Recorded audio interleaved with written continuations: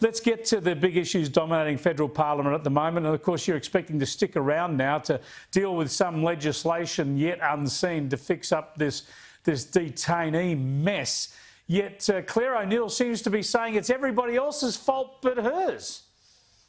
Exactly right, Chris, and that's how pathetic it is. And saying, oh, well, blaming the coalition for the situation that we're in. They knew last May that they had to be prepared for this and what was the outcome was coming. And even one of the judges tried to warn them in July about what was coming, but they did absolutely nothing about it. Do you know that this came up about 2 weeks ago. The coalition didn't get that information from them, sat down with them at about 7 o'clock in the morning, expected to pass it on virtually the last day of sitting in Parliament, last sitting, and then I got it 5 minutes before I went into the chamber to speak about it, what was actually going on. They haven't worked with the coalition.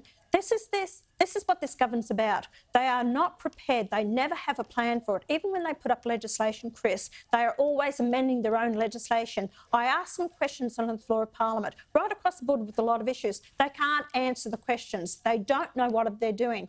And especially, we knew this. We knew before they came in. We knew what Rudd did with the immigration and the 50,000 people that came to this country, illegal immigrants in here, that they never knew. No one, they can't be trusted. They've just handed now the immigration back to the people smugglers, and that's just been evident this week with the 12 that landed here that paid $8,000 to the people smugglers to get here. There'll be more boats arriving. It's such a worry. When it comes to these non-citizens who have now been freed, 141 of them, don't we have the right, don't Australians have the right to know who these people are and what their criminal backgrounds are? Because not only does this government seem to accept their right to be free, they didn't try and hold them up in detention to sort out the legal mess. They just let them all out straight away.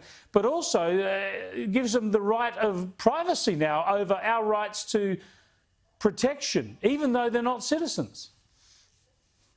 Well, the courts have taken away the rights of the Australian people to know who these people are, and the fact that we have an issue of security. A lot of these people are murderers, rapists, pedophiles, and they've been released into a community thanks to the High Court.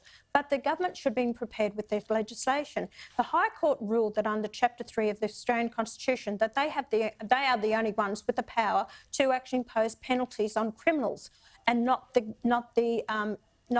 Parliament itself. So that in itself is a real concern to me. To say that they couldn't be detained in the detention centres for an indefinable amount of time unless there was clear possibility of them being deported from the country or released. Now, that was another determination by the High Court. This fella was there was no potential of him ever being released from the detention centre, so therefore they had to release him. Another thing is, the government knew this. Now, the High Court's basically saying you can't use punitive measures on these people. So putting ankle bracelets on them is actually a punitive measure, which is a punishment that the government cannot do. That is only the High Court that can do that.